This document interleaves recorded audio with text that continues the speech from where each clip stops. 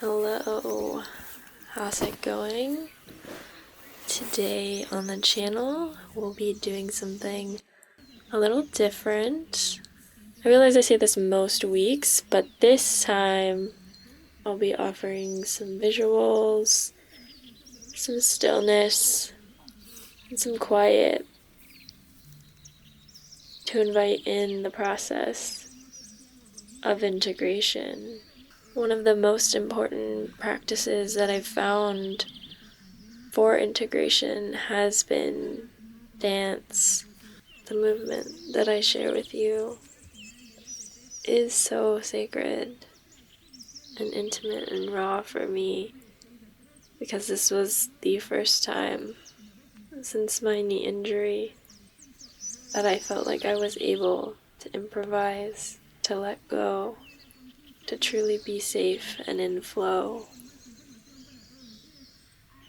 If some things are holding you back from a way you used to move, from a way you used to feel, from a way you used to incorporate yourself, your cells, your body into your surroundings, I welcome you to join me, to let it all go, to trust in the process, in the motion, in the safety that your heart and your body can provide for you. These reflections that I'm sharing are somewhat specific to the experience of ayahuasca, but I do believe that the space, the timing, can be used to integrate any sort of life experience, any shock to the system, any opening. Whether it's been a big life event, an upset, something exciting that's coming into your life, just an energetic shift that you want to honor, reflect on, build time for. Maybe this is some kind of overly conceptual video that won't speak to too many people, but I hope if you do need to hear this, that these words, these images, these intentions find you, and they work through you to find whoever else might need them too.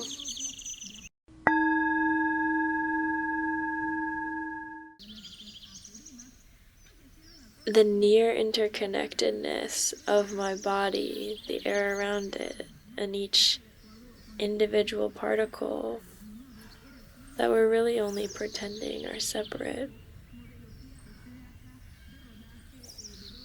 I feel like in the mountains, either in the Andes, in Colorado, New Mexico, Canada, the Alps, everywhere I've been,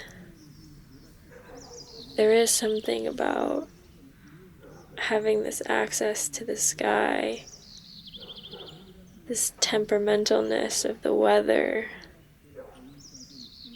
the willingness of water, of rain, of snow, of ice to flow, to change, to mold, to meld more quickly, has been a huge inspiration for me. Whether you have the luxury of already being in nature, or you need to take some time to find space to be with the trees, be with the pacing of the breeze, be with the ocean, I hope that you will find that.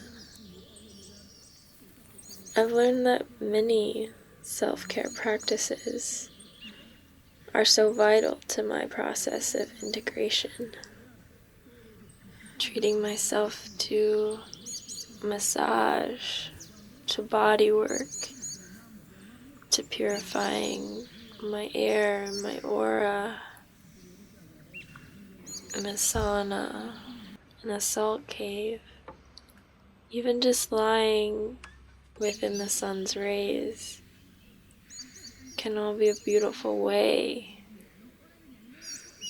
to honor your body, honor the places that have been opened up, how opening your chakras, your heart, all the energy channels, all the points in your body, how this must be honored and so tenderly cared for. And some people say after ayahuasca or other energetic practices to avoid physical contact because you are so much more open, you're so much more amenable to absorbing, feeling, being sensitized to the energies of others.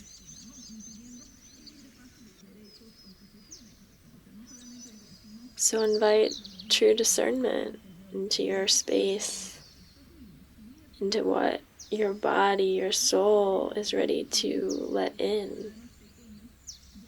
In this time, I'd welcome any relationship with the earth. It could be as simple as placing your feet on the ground, the real ground. No shoes, no socks, no floor, no mat in between. Letting your toes crunch through some grass, through some sand, through mud, through silt, even rocks. How can you feel the supportive weight of Mother Nature?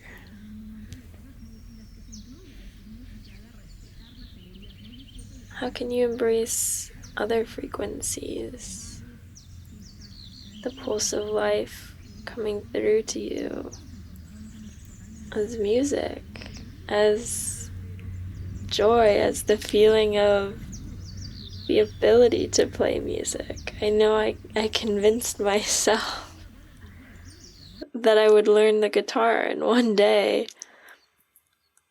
I didn't even know how to tune it. Certainly not a real possibility. But there's an essential part of honoring the willingness that I had discovered there. Honoring the sense of exploration that I had unlocked.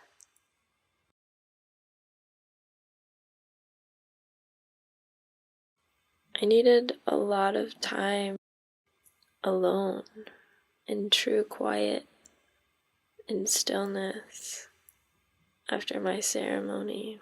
I was so grateful to be held in the remote healing space of the other retreat center I visited.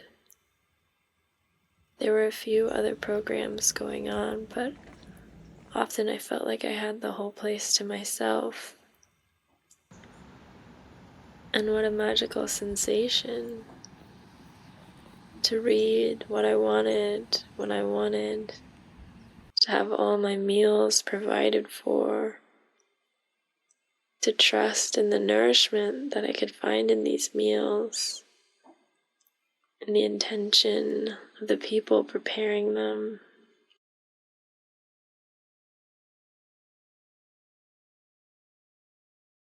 And the love and the beauty that I could tell that had been honored. And each stone that was set, each piece of timber split to build the sanctuary. And I know it can be quite challenging if you do end up going on a big trip, some big next step, next soul search of your journey.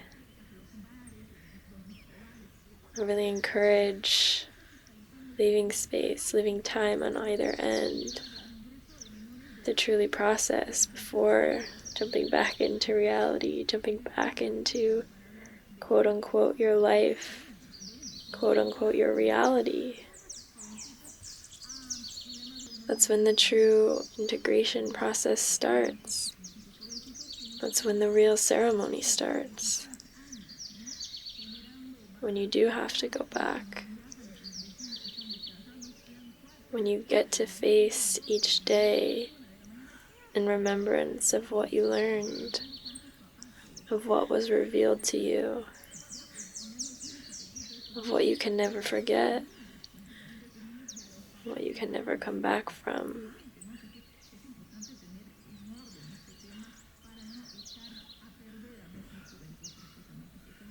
Wendy, the woman I was meeting with, mentioned that you will inherently feel disconnected from that huge, impactful connection, but you can always ask yourself, how can I go back to grandmother? How can I rediscover her in my day, in myself?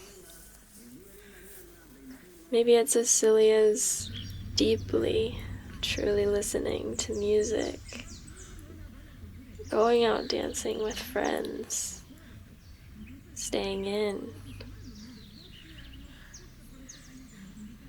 How can you hold yourself and your truth? Reinvent the surroundings, the sensations, the feelings of being held. How can the sense be the same? How can you live what you've learned?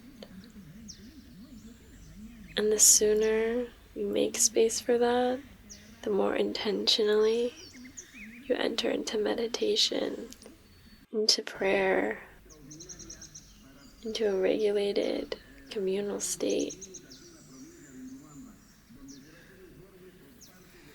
The sooner the universe gets to work for you and with you, beside you. I certainly welcome community into my heart, into my experience, into my reflection, while acknowledging that there's a deep, knowing intimacy that will always and forever only exist within myself. And the process of honoring that is the process of embodying soul. I hope you have a beautiful and blessed day, and allow it all.